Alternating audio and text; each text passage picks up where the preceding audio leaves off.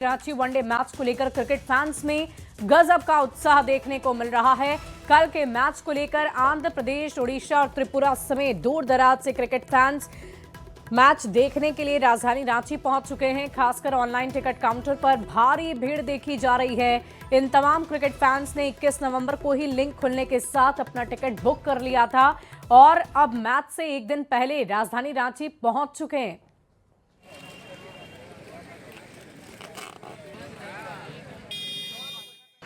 तीस नवंबर को रांची के जेसीए स्टेडियम में टीम इंडिया और साउथ अफ्रीका के बीच वनडे होने जा रहा है। मैच के अंदर कह सकते कि बात स्टेडियम के अंदर की बात करें तो वहाँ टीम इंडिया और साउथ अफ्रीका की टीमें आज प्रैक्टिस करेंगे, लेकिन स्टेडियम के बाहर जो जोश है वो वास्तव में देखने के लायक है। टिकट मिल गया और पहला मैच है, देखने जा रहा हूँ और डेफिनेटली वाइफ के साथ मैच है। पहला मैच देखने जा रहा हूँ। किसके साथ देखेंगे? वाइफ के साथ देखने वाला हूँ। ठीक है। तो कहाँ से आए हैं? रांची से ही हूँ बेसिकली। हाँ, रांची, झारखंड। हाँ, ऑनलाइन टिकट पन्नी बुक करा ली थी 21 नवंबर। हाँ, यानी जो लोग मैच के वास्तव में जो फैंस थे तमाम लोग पहले टिकट कटा चुके हैं। जी सर। हाँ। विराट के लिए तो हाजिर है पैसा पूरा। विराट के लिए पूरा पैसा निकलेगा। जी सर। रोहित और विराट वो दोनों देखने के लिए आया। और रोको को रोकेगा कौन? Virat Kohli will score century here and give उम्मीद है ना? देखिए, बड़ी उम्मीद है कि विराट कोहली रांची में सेंचुरी ठोकेंगे। मैच के दौरान टी शर्ट बेचते हैं अलग अलग खिलाड़ियों के नाम से, उसमें सबसे ज्यादा डिमांड किसकी है? सीधे पूछेंगे भाई, सबसे ज्यादा डिमांड किसकी है? किस खिलाड़ी की टी शर्ट? विराट, रोहित, धोनी। हाँ। 3 जने डिमांड है। कहाँ से आई हैं मैडम? कहाँ से आई हैं? हम राजकोट से आए। गुजरात के राजकोट से आई हैं मैच देखने के लिए? नहीं नहीं, हम काम करते हैं। हम काम क्रिकेट करते हैं यहाँ पर। साथ में कौन है आपके? सब लोग हैं साथ में। हाँ। बहुत लोग। टिकट ले लिया? हाँ, टिकट ले लिया। तो ऑनलाइन टिकट तो किस नंबर को बुक कराया था? हमने अपने नंबर पे बुक कराया था और कितना नंबर याद नहीं होता, 5 टिकट लिया है। हाँ, अब देखेंगे। तमाम लोग ऑनलाइन टिकट कटाने वाले लोग हैं। आप यहाँ टिकट कटा चुके हैं आप लोग? हाँ, टिकट पहले ले लिए हैं? टिकट नहीं मिला है? अभी ले रहे हैं टिकट। तो इस तरीके से देख सकते हैं कि जेसीए क्रिकेट स्टेडियम के बाहर जो दीवानगी है, रांची के हर नुक्कड़ चौक चौराहे पर चर्चा हो रही है तो सिर्फ और सिर्फ क्रिकेट को लेकर। लेकिन कुल मिलाकर रोहित शर्मा और विराट कोहली के टीम में शामिल होने के बाद जो लंबे अरसे के बाद इन दोनों को जो खेलने का, जो देखने का मौका मिलता है, उसको लेकर रांची कोई मौका छोड़ना नहीं चाह रही। संजय कुमार सिन्हा, न्यूज़ 18 रांची। रांची में भारत और दक्षिण अफ्रीका के बीच खेले जाने वाले ओडीआई मुकाबले के लिए झारखंड सरकार और जिला प्रशासन पूरी तैयारी कर चुकी है। मैच को लेकर खेल मंत्री ने कहा कि हम लोगों ने पूरी तरह से प्रशासनिक मदद के जरिए इस मैच को संपन्न कराने की कोशिश की है। ये मैच झारखंड के लिए गर्व की बात है। राज्य सरकार इसमें पूरा सहयोग भी दे रही है।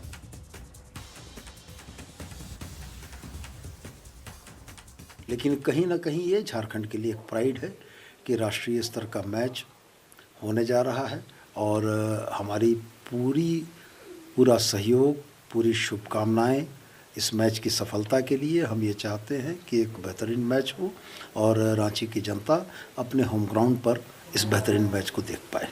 देखिए, रांची में इंडिया और साउथ अफ्रीका का 30 नवंबर को मैच होना है, जिसका जुनून सिर्फ रांची ही नहीं बल्कि सिमडेगा विधायक पर भी नजर आया। सिमडेगा विधायक भूषण बाड़ा पर भी क्रिकेट का सुरूर छाया हुआ नजर आया। सिमडेगा विधायक आज मैदान में बल्ला थामे ना सिर्फ चौके छक्के न लगाते नजर आए बल्कि बॉलिंग भी अपने हाथ से आजमाई।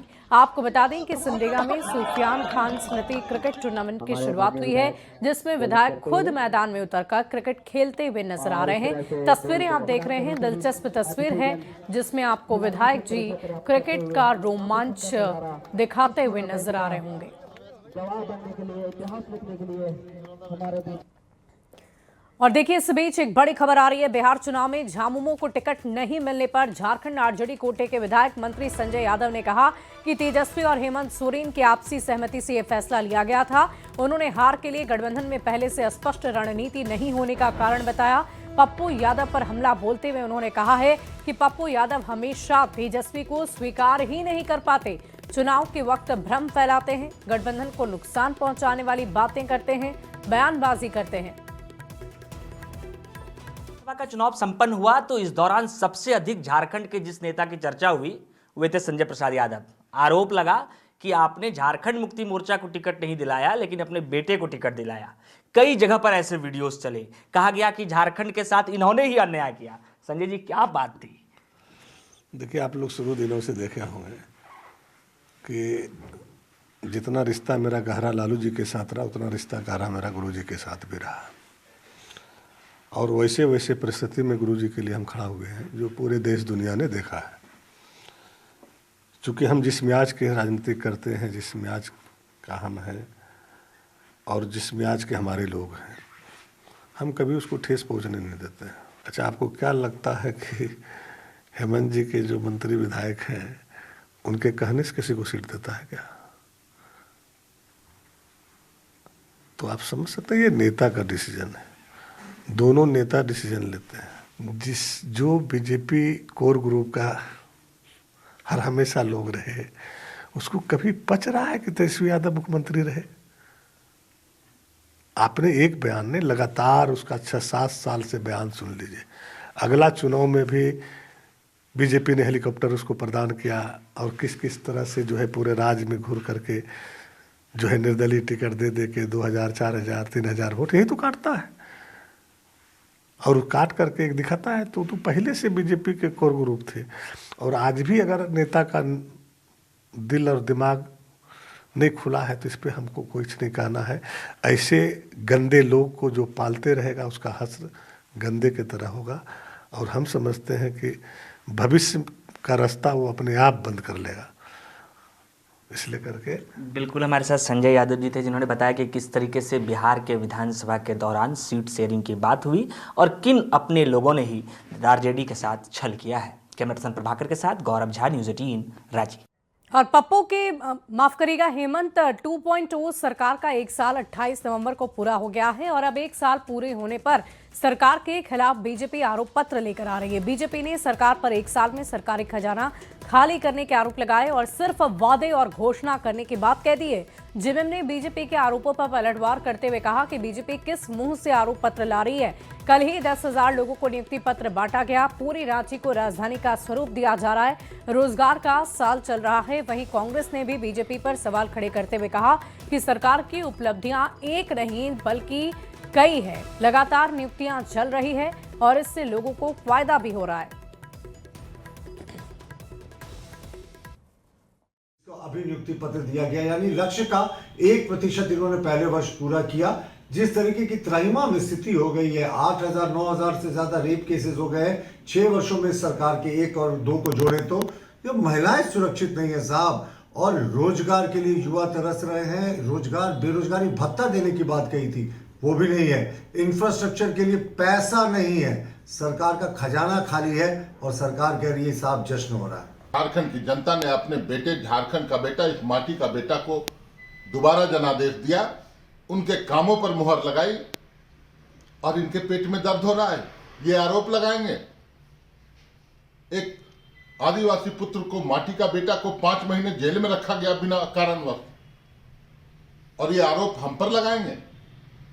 हम नियुक्तियों का वर्ष मना रहे हैं, एक बार में 10-10 हजार नियुक्तियां दे रहे हैं और ये आरोप लगाएंगे। क्या आरोप लगेगा कि हमने महिलाओं को सशक्त किया, मैया सम्मान की राशि दी। आरोप वो क्या दिखाएंगे? आरोप कि 2 करोड़ प्रत्येक वर्ष युवाओं को रोजगार देंगे, ये भारतीय जनता पार्टी ने ही कहा था, नहीं दिया। लेकिन हम रोजगार दे रहे हैं, हम नियुक्ति पत्र दे रहे हैं। क्या आरोप पत्र में ये रहेगा? आरोप पत्र में ये रहेगा भारतीय जनता पार्टी का कि हमने हाथी तक उड़ा दिया लेकिन युवाओं को रोजगार नहीं दे पाए। लेकिन हम ना तो हाथी उड़ाया और ना ही हम जनता की गाड़ी कमाई को खर्च किया, और हम इस राज्य में युवाओं को रोजगार दे रहे हैं। हेमंत सोरेन की सरकार के दूसरे टर्म की पहली वर्षगांठ पर रांची के मोरहाबादी मैदान में भव्य समारोह का आयोजन हुआ। इसमें सीएम हेमंत सोरेन के हाथ 10,000 अभ्यर्थियों को नियुक्ति पत्र का वितरण हुआ। सीएम ने युवा झारखंड के विकास की कामना की तो विपक्ष को भी निशाने पर लिया। इस बीच रोजगार की बहार पर सियासी रार भी चरम पर नजर आया। इस पूरी खबर को देखिए इस रिपोर्ट के जरिए।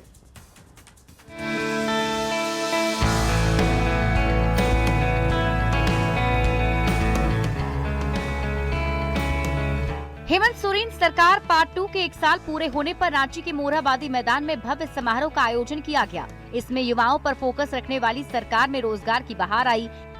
10,000 चयनित अभ्यर्थियों को नियुक्ति पत्र सौंपा गया। भव्य कार्यक्रम में सीएम हेमंत सोरेन के साथ ही सभी मंत्री और गांडेय विधायक कल्पना सोरेन भी मौजूद रहीं। कि एक सीमित दूरी तक हमें बहुत तेजी से अपने कदम बढ़ाने होंगे, बहुत तेजी से, और उस रफ्तार को इतनी तेज करनी है कि आने वाला पीढ़ी उस रफ्तार के साथ इस राज्य के सर्वांगीण विकास और देश के सर्वांगीण विकास का एक हिस्सा बने। कार्यक्रम के दौरान सीएम हेमंत सोरेन अपने दिवंगत पिता देशोम गुरु शिबू सोरेन को याद कर भावुक दिखे तो विपक्ष को भी निशाने पर लिया। इस मौके पर सरकार के मंत्रियों ने भी विकसित झारखंड का विजन पूरा करने का संकल्प लिया। सवाल तो करते ही करते हैं, साथ साथ में कोर्ट कचहरी में भी हमारे अनेक कार्यों को बाधित करके अड़ंगा लगाने का भी काम करते हैं। 25 वर्षों में ये आज एक ऐतिहासिक क्षण है कि एक साथ लगभग 10,000 को नियुक्ति पत्र दे करके इतना महान और पुण्य कार्य श्री हेमंत सोरेन की सरकार कर रही। जो पुराना व्यवस्था था उसको खत्म करके नए झारखंड जो बनाने का सपना हम लोग के आदरणीय मुख्यमंत्री जी का था, वो सपना आज हम लोगों को साकार हो रहा है। समारोह में 10,000 चयनित अभ्यर्थियों को नियुक्ति पत्र दिया गया, जिसमें सबसे अधिक सहायक आचार्य के पद पर नियुक्ति हुई है। वहीं कई अलग अलग विभागों के लिए भी ज्वाइनिंग लेटर सौंपा गया है। नियुक्ति पत्र पाकर अभ्यर्थियों के चेहरे खिल उठे। मेरी नियुक्ति इस बार जो 11 to 13 JPSC हुई थी, उसके परिणाम में उसका जो परिणाम आया था उसमें मेरा जैस के तहत चयन हुआ है। ऑब्वियस है, हर किसी को बहुत खुशी मिलती है क्योंकि आप सक्सेस में तभी पहुंचते हो क्योंकि उसके लिए आप हर स्टेप जो आप चढ़ते हो तो बहुत मेहनत करके ही हर स्टेप आप पार करते हो। सरकार की ओर से भले ही रिकॉर्ड संख्या में नियुक्ति का दावा किया जा रहा है, लेकिन बीजेपी ने 10 लाख नौकरी के वादे की जगह केवल 10,000 नौकरी दिए जाने पर तंज कसा तो जेएमएम ने भी पलटवार करने में देर नहीं की। प्रतिशत से भी कम लक्ष्य का, अब ये 99% लक्ष्य कैसे पूरा करेंगे अगले 4 वर्षों में, ये बड़ा प्रश्न है। लेकिन एक बार फिर से झारखंड की जनता को इन्होंने ठगने का काम किया। हेमंत सोरेन जी ने बोला, जो कहा वो किया, परंतु जो लोग आलोचना कर रहे हैं उनसे पूछिए 2014 में 2 करोड़ नौकरियां देने का वादा था प्रधानमंत्री महोदय का। सरकार की सोच है युवा झारखंड को विकास की राह पर सरपट दौड़ाने की, ताकि जल जंगल जमीन से समृद्ध झारखंड सही मायने में खुशहाल बन सके। न्यूज़ 18 के लिए रांची से निरंजन सिंह के साथ संजय कुमार सिन्हा की रिपोर्ट। और इस बीच एक बड़ी खबर का रुख करते हैं। केंद्रीय मंत्री गिरिराज सिंह के एसआईआर को लेकर दिए गए बयान के बाद झारखंड में सियासत एक बार और तेज हो गई है। जेएमएम और कांग्रेस ने इस मामले पर निशाना साधते हुए कहा है कि झारखंड में एसआईआर लागू नहीं होने देंगे। जेएमएम ने गिरिराज को बड़बोले नेता के तौर पर बताया और कहा कि कांग्रेस ने बिहार में वोट चोरी का आरोप लगाते हुए झारखंड में हम किसी भी कीमत पर एसआईआर नहीं लागू होने देंगे। बाबू तो पाकिस्तान भेजने वाले वीजा मंत्री है ना, ये तो पाकिस्तान भी भेजते रहते हैं बीच बीच में। जो भी भाजपा के खिलाफ बोले उसे पाकिस्तान भेज देते हैं। ये बड़भोले सांसद उसी बड़भोलेपन पर मंत्री बना दिया गया है और इनको रखा गया है बीच बीच में ऐसी बातें बोलिए जिससे थोड़ा सा उन्माद फैले। हम ये कह रहे हैं कि हम एसआईआर नहीं होने देंगे, हम वोट चोरी नहीं होने देंगे, हम गिरिराज सिंह के मंसूबे को पनपने नहीं देंगे, हम आदिवासियों, दलितों, ओबीसी के वोटों को काटने नहीं देंगे, हम उनको वोटर लिस्ट से नाम हटाने उनका नहीं देंगे। तो स्वाभाविक तौर पे अगर एसआईआर वोट चोरी के लिए है तो हम ये नहीं होने देंगे। गिरिराज सिंह का वो बयान भी सुना देते हैं जिसके बाद सियासत गरमाई हुई है। दरअसल देवघर दौरे पर केंद्रीय मंत्री गिरिराज सिंह ने भागवत कथा ज्ञान यज्ञ में पहुंचकर इस तरह की बात की थी। इस दौरान उन्होंने भारत में सनातन को बचाने के साथ बंगाल को बांग्लादेश बनने से बचाने की अपील की। मंत्री इरफान अंसारी की ओर से बीएलओ के खिलाफ दिए गए बयान पर उन्होंने नाराजगी जाहिर की और हेमंत सोरेन को ऐसे मंत्री को जेल में डालने की बात कही थी। क्या कुछ कहा था आप खुद ही सुनिए। आना है, बंगाल को बांग्लादेश नहीं बनने देना है ममता बनर्जी से, तो बिहार की जीत हमारी है, अगली बारी बंगाल की है। मंत्री विरोध करे, इरफान अंसारी, आपने सुना हुआ एक बयान दिया है उन्होंने, बीएलओ को बांध के मारो।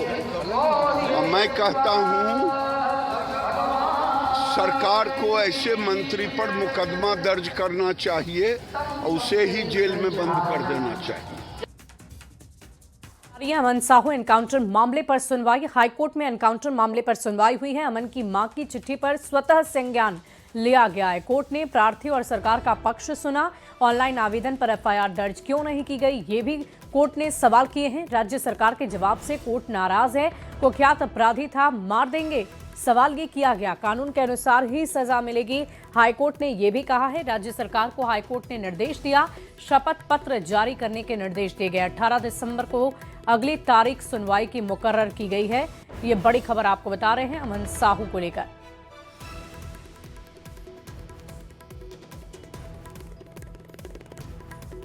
अगली खबर धनबाद से, जहां 2023 में निकाली गई 1478 होमगार्ड जवानों की बहाली की प्रक्रिया फिर से शुरू हो गई है। त्रुटिपूर्ण आवेदन करने वाले अभ्यर्थी की सूची प्रकाशित कर दी गई है। ये उम्मीदवार 10 दिसंबर तक नए समाहरणालय भवन में त्रुटियों को सुधार सकते हैं। त्रुटि सुधार के बाद आवेदक फिर से आवेदन कर सकेंगे।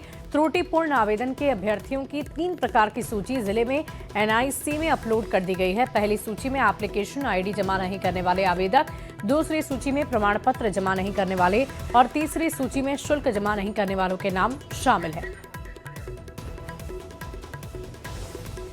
रामगढ़ से बड़ी खबर आ रही है। ऑटो और ट्रेलर में टक्कर हुई है। ट्रेलर के केबिन में आग लग गई। आयरन लदा ट्रैक्टर जलकर खाक हो गया। ऑटो ड्राइवर गंभीर रूप से घायल है। ट्रेलर ड्राइवर घटना के बाद फरार है। ट्रेलर ड्राइवर की खोजबीन लगातार जारी है। ऑटो ड्राइवर का सदर अस्पताल में इलाज चल रहा है। 2 घंटे तक परिचालन बाधित रहा। NH-33 4 लेन का मामला बताया जा रहा है। बड़ी खबर आपको बता रहे हैं, तस्वीरें भी आप देख रहे हैं। ट्रेलर के केबिन में धू कर आग लगती हुई ये तस्वीरें हम आपको टीवी स्क्रीन पर दिखा रहे हैं। तस्वीरें हम आपको दिखा रहे हैं। आयरन लदा हुआ ये ट्रेलर था जिसमें ये भयानक रूप से आग लग गई है। ट्रेलर ड्राइवर की खोजबीन जारी है कि कहां है वो। NH-33 4 लेन का ये मामला बताया जा रहा है, जहां ऑटो और ट्रेलर में टक्कर के बाद ये स्थिति बनी। धू कर सब कुछ जलकर खाक हो गया। ऑटो और ट्रेलर में टक्कर की ये दुर्घटना सामने आई है। जमशेदपुर से खबर आपको बताते हैं। टाटा स्टील कंपनी में हादसा टल गया है। पानी टंकी की दीवार ही टूट गई। लाखों लीटर पानी कैंपस में घुस गया। कार्यालय में बाढ़ जैसे हालात नजर आए। कर्मचारियों के बीच अफरा तफरी का माहौल हो गया। कुछ ही देर में पानी नाले में निकला। कार्यालय में कई सामान का नुकसान पहुंचा। टूटी दीवार की रिपेयरिंग जारी है। तस्वीरें भी आप देख पा रहे होंगे कैसे ये पानी निकल चुका है, जिसकी वजह से नुकसान भी भारी हुआ। हालांकि दीवार टूटने की वजह से यह हादसा हुआ है। हताहत होने की किसी की खबर सामने नहीं आई है, लेकिन पानी के बहाव की वजह से लोगों को भारी परेशानी का सामना करना पड़ रहा है। बाढ़ जैसी स्थिति हो गई है। आप पानी के बहाव को देख पा रहे होंगे। तेजी से पानी बहता हुआ बाहर निकल रहा है, जिससे आने जाने वाले लोगों को भारी समस्या का सामना करना पड़ा। और यहाँ रुकेंगे एक छोटे से ब्रेक के लिए। खबरें लगातार जारी है।